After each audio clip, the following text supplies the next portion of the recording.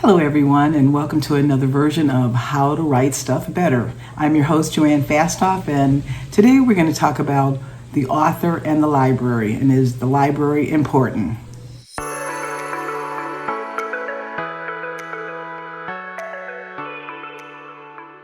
The late great newscaster in the United States, Walter Cronkite, once said, "Whatever the cost of libraries, the price is cheap compared to that of an ignorant nation."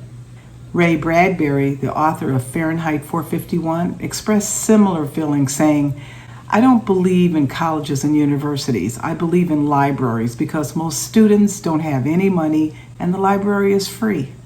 Now, I felt freedom for the first time when I stepped into a library without any adult supervision. To be by myself, to choose my kind of books, and even be gluttonous.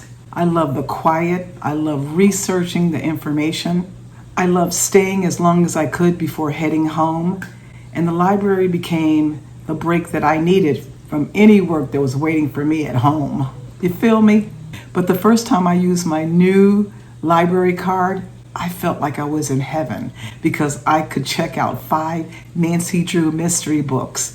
And the only reason why I could only check out 5 was that was the limit. Libraries began blossoming under the watch of President Franklin Roosevelt, in part as a tool to differentiate the United States from book-burning Nazis. This increased interest in building a perfect liberal society culminated in 1956 with the Library Services Act, which also introduced the first federal funding.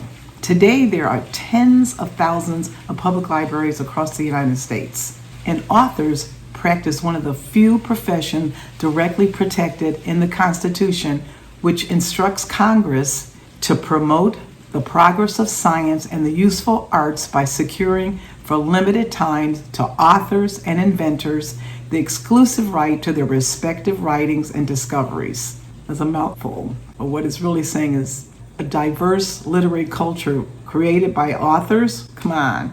So what does this mean? It means a diverse literary culture created by authors whose livelihoods and independence can't be threatened is essential to democracy.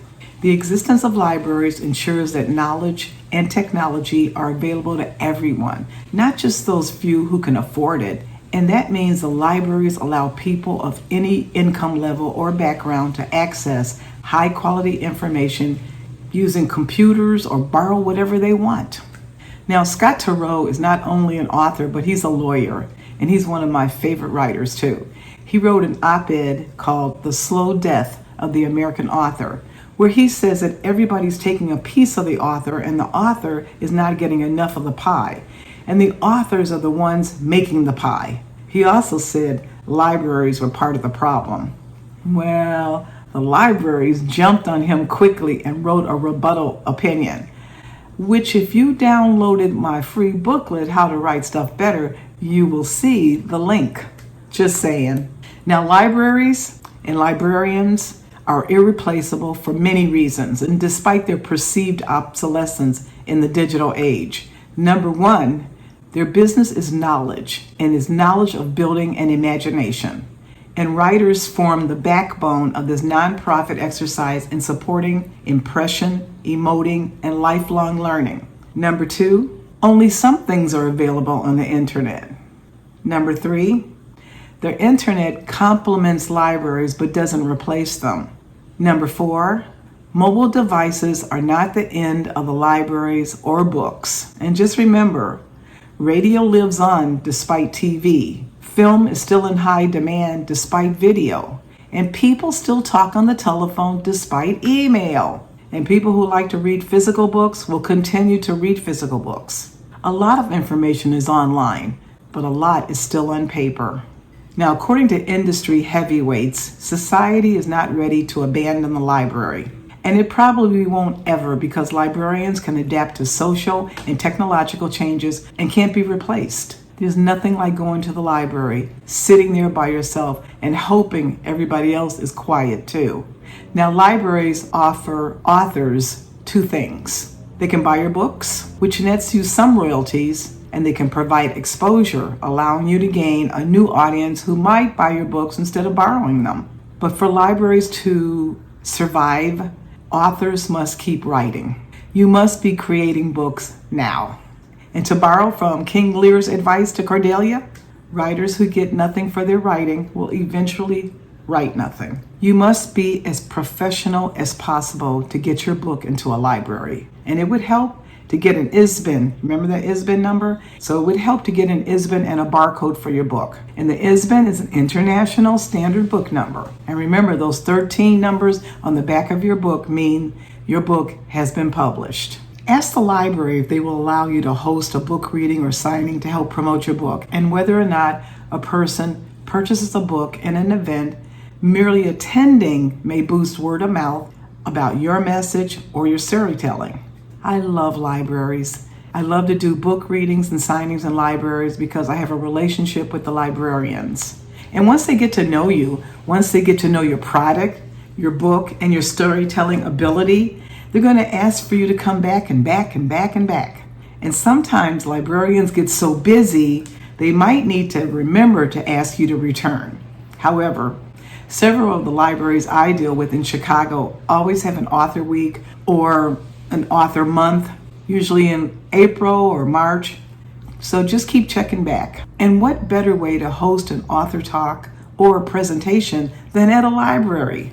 Author talks are an excellent way to generate interest in visiting the library for all users, children, young adults, and adults. Now, if you have a book out and want to see which library carries your book, because you need to know that several libraries might be carrying your book, you should check out www.worldcat.org. Now, this is a public library catalog, and it'll let you see which libraries have your book. Another route that many librarians have taken to discuss books is by hosting podcasts, and sometimes about specific topic types like mystery books, and periodically broadcasting live events, making them accessible far beyond a single city or a town. And these kinds of podcasts, if shared especially by you, the author, and your publisher, widen the potential market for your book. And according to publishing expert Amy Collins, once one librarian has your book and the checkout rates start showing up on reports, other librarians will start ordering your book. Self-published authors, which I am one, have several options for getting their books into libraries. Many books are donated, in which case no royalty is paid to the author or publisher, and libraries only pay for the copies they own. And like any other purchaser of physical books, libraries do not pay royalties based on average use. And this is because of a feature of copyright law called the first sale doctrine.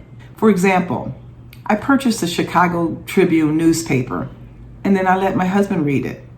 The Chicago Tribune can't charge my husband for the reading. They can only charge me because I'm the one that bought it.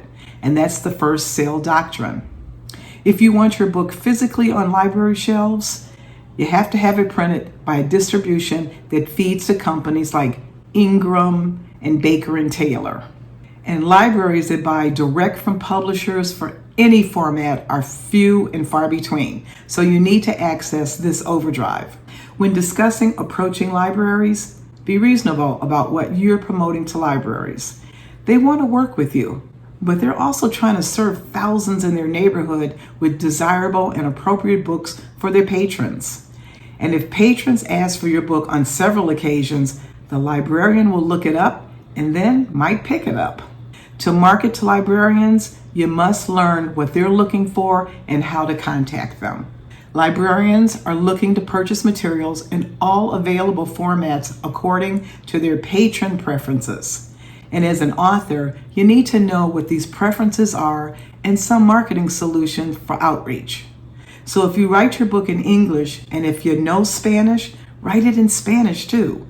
You have a 90 to 95% chance that the libraries will acquire them. And if you're a young adult or a children's author, librarians love active participation, and writing a series is your friend. Find out what you can do with your local library and through national organizations like Romance Writers of America, Science Fiction, Fantasy Writers of America, etc. And see, These are just a few of the ways libraries are directly helping to increase book sales for authors and assisting readers in discovering new titles. It's not merely that libraries connect us to books, it's that they connect us. Hope you got something out of this. But what do you remember? Book awards count in marketing and in positioning as what? Nobel Prize in Literature is based on what? Ray Bradbury is the author of what book about book burning?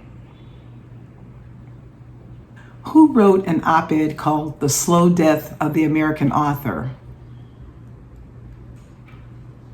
What is the library's #1 business?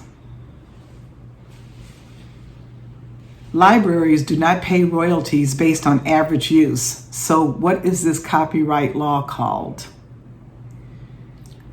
I hope you loved this series. Contact me, JoAnnFastoff.com. And don't forget to download the free booklet, How to Write Stuff Better. I hope you've enjoyed this series. Talk to you soon. Have a wonderful week.